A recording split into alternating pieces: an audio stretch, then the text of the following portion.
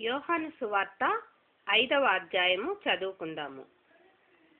అటు తరువాత యూదుల పండుగ ఒకటి వచ్చెను గనుక యేసు యెరూషలేమునకు వెళ్ళెను. యెరూషలేములో గొర్రెల ద్వారము దగ్గర హెబ్రీ భాషలో బెతెస్దా అనబడిన ఒక కోనేరు కలదు. దానికి 5 మంటపములు కలవు. ఆయా సమయములకు దేవదూత కోనేటిలో దిగి నీళ్లు కదిలించుట కలదు. నీరు కదిలింపబడిన పిమ్మట మొదట ఎవడు దిగునో వాడు ఎట్టి వ్యాధి గలవాడైనను బాగుపడును గనుక ఆ మంటపములలో రోగులు, గ్రుడ్డివారు, కుంటివారు, ఊచకాలు చేతులు గలవారు గుంపులుగా పడియుండిరి. అక్కడ 38 ఏండ్ల నుండి వ్యాధి గల ఒక మనుష్యుడుండెను.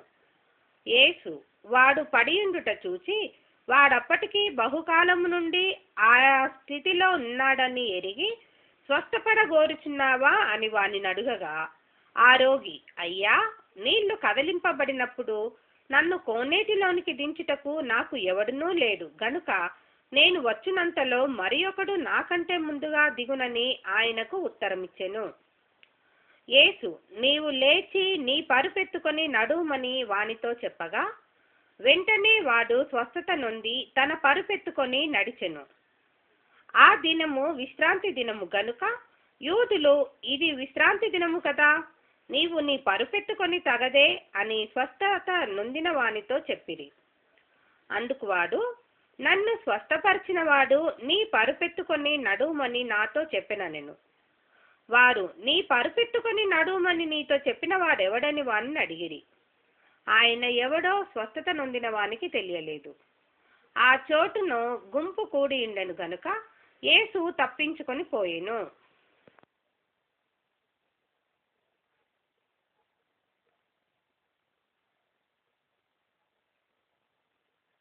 అటు తరువాత యేసు దేవాలయంలో వారిని చూచి, ఇదిగో స్వస్థత నొందితివి, మరి ఎక్కువ కీడు నీకు కలుగుకుండునట్లు ఇకను పాపము చేయకుమని చెప్పగా, వాడు వెళ్ళి తన్ను స్వస్థపరిచిన వాడు యేసు అని యూదులకు తెలియజెప్పెను. ఈ కార్యములను విశ్రాంతి దినమున చేసినందున యూదులు యేసును హింసించిరి. అయితే యేసు, నా తండ్రి ఇదివరకు పని చేయుచున్నాడు, నేనును చేయుచున్నానని వారికి ఉత్తరమిచ్చెను. ఆయన విశ్రాంతి దినాచారము మీరుట మాత్రమే కాక, దేవుడు తన సొంత తండ్రి అని చెప్పి తన్ను దేవునితో సమానునిగా చేసుకొనెను గనుక ఇందు నిమిత్తమును యూదులు ఆయనను చంపవలెనని మరీ ఎక్కువగా ప్రయత్నం చేసిరి. కాబట్టి యేసు వారికి ఇట్లు ప్రత్యుత్తరం ఇచ్చెను, తండ్రి ఏది చేయుట కుమారుడు చూచునో అదే కాని తనంతట తాను ఏదియూ చేయనేరడు. ఆయన వేటిని చేయునో వాటినే కుమారుడును అలాగే చేయును. తండ్రి కుమారుణ్ణి ప్రేమించుచు తాను చేయు వాటినెల్లను ఆయనకు అగపరచుచున్నాడని మీతో నిశ్చయముగా చెప్పుచున్నాను. మరియు మీరు ఆశ్చర్యపడినట్లు వీటికంటే గొప్ప కార్యములను ఆయనకు అగుపరచును. తండ్రి మృతులను ఎలాగు లేపి బ్రతికించునో అలాగే కుమారుడును తనకిష్టము వచ్చిన వారికి బ్రతికించును.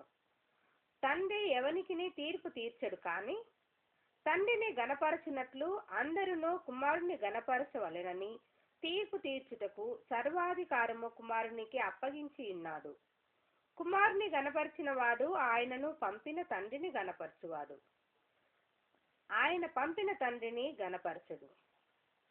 నా మాట విని నన్ను పంపిన వాని యందు విశ్వాసముంచువాడు నిత్య జీవము గలవాడు. వాడు తీర్పులోనికి రాక మరణంలో నుండి జీవంలోనికి దాటి ఉన్నాడని మీతో నిశ్చయముగా చెప్పుచున్నాను. మృతులు దేవుని కుమారుని శబ్దము విని, గడియ వచ్చుచున్నది, ఇప్పుడే వచ్చి ఉన్నది, దాన్ని వినువారు జీవింతురని మీతో నిశ్చయముగా చెప్పుచున్నాను. తండ్రి ఎలాగో తనంతట తానే జీవము గలవాడై ఉన్నాడో అలాగే కుమారుడును తనంతట తానే జీవము గలవాడై ఉండుటకు కుమారునికి అధికారము అనుగ్రహించెను. మరియు ఆయన మనుష్య కుమారుడు గనుక తీర్పు తీర్చుటకు అధికారము అనుగ్రహించెను. దీనికి ఆశ్చర్యపడకుడి, ఒక కాలము వచ్చుచున్నది, ఆ కాలమున సమాధులలో నున్నవారందరూ ఆయన శబ్దము విని మేలు చేసిన వారు జీవ పునరుత్థానమునకును కీడు చేసిన వారు తీర్పు పునరుత్థానమునకును బయటికి వచ్చెదరు. నా అంతటా నేనే ఏమీయూ చేయలేను. నేను వినునట్లుగా తీర్పు తీర్చుచున్నాను. నన్ను పంపిన వాని చిత్త ప్రకారమే చేయగోరుదును, కానీ నా ఇష్ట ప్రకారము చేయగోరను గనుక నా తీర్పు న్యాయమైనది. నన్ను గూర్చి నేను సాక్ష్యము చెప్పుకున్న ఎడల నా సాక్ష్యము సత్యము కాదు. నన్ను గూర్చి సాక్ష్యమిచ్చు వేరొకడు కలడు. ఆయన నన్ను గూర్చి ఇచ్చు సాక్ష్యము సత్యమని ఎరుగుదును. మీరు యోహాను నొద్దకు కొందరిని పంపితిరి. అతడు సత్యమునకు సాక్ష్యమిచ్చెను. నేను మనుషుల వలన సాక్ష్యం అంగీకరింపను, కానీ మీరు రక్షింపబడవలననే ఈ మాటలు చెప్పుచున్నాను. అతడు మండుచు ప్రకాశించుచున్న దీపమై ఉండెను. మీరతని వెలుగులో ఉండి కొంతకాలము ఆనందించుటకు ఇష్టపడితిరి. అయితే యోహాను సాక్ష్యము కంటే నాకెక్కువైన సాక్ష్యము కలదు. అదేమన్నా, నేను నెరవేర్చుటకై తండ్రి ఏ క్రియలను నాకిచ్చి ఉన్నాడో నేను చేయుచున్న ఆ క్రియలే తండ్రి నన్ను పంపి ఉన్నాడని నన్ను గూర్చి సాక్ష్యం ఇచ్చుచున్నవి. మరియు నన్ను పంపిన తండ్రియే నన్ను గూర్చి సాక్ష్యం ఇచ్చుచున్నాడు. మీరు ఏ కాలమందైనను ఆయన స్వరము వినలేదు, ఆయన స్వరూపము చూడలేదు. ఆయన ఎవరిని పంపెనో ఆయనను మీరు నమ్మలేదు గనుక మీలో ఆయన వాక్యము నిలిచి ఉండలేదు. లేఖనముల యందు మీకు నిత్యజీవము కలదని తలంచుచు వాటిని పరిశోధించుచున్నారు. అవే నన్ను గూర్చి సాక్ష్యమిచ్చుచున్నవి. అయితే మీకు జీవము కలుగునట్లు మీరు నా యొద్దకు రానొల్లరు. నేను మనుష్యుల వలన మహిమ పొందువాడను కాను. నేను మిమ్మును ఎరుగుదును. దేవుని ప్రేమ మీలో లేదు. నేను నా తండ్రి నామమున వచ్చి ఉన్నాను.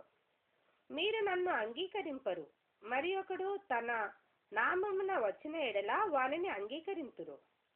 అద్వితీయ దేవుని వలన వచ్చు మెప్పును కోరక ఒకని వలన ఒకడు మెప్పు పొందుచున్న మీరు ఎలాగు నమ్మగలరు? నేను తండ్రి యొద్ద మీ మీద నేరము మోపుదునని తలంచకుడి. మీరాశ్రయించుచున్న మోషే మీ మీద నేరము మోపును. అతడు నన్ను గూర్చి వ్రాసును గనుక మీరు మోషేను నమ్మినట్టయినా నన్నును నమ్ముదురు. మీరతని లేఖనములను నమ్మని ఎడల నా మాటలు ఎలాగు నమ్ముదురనెను. Praise the lord.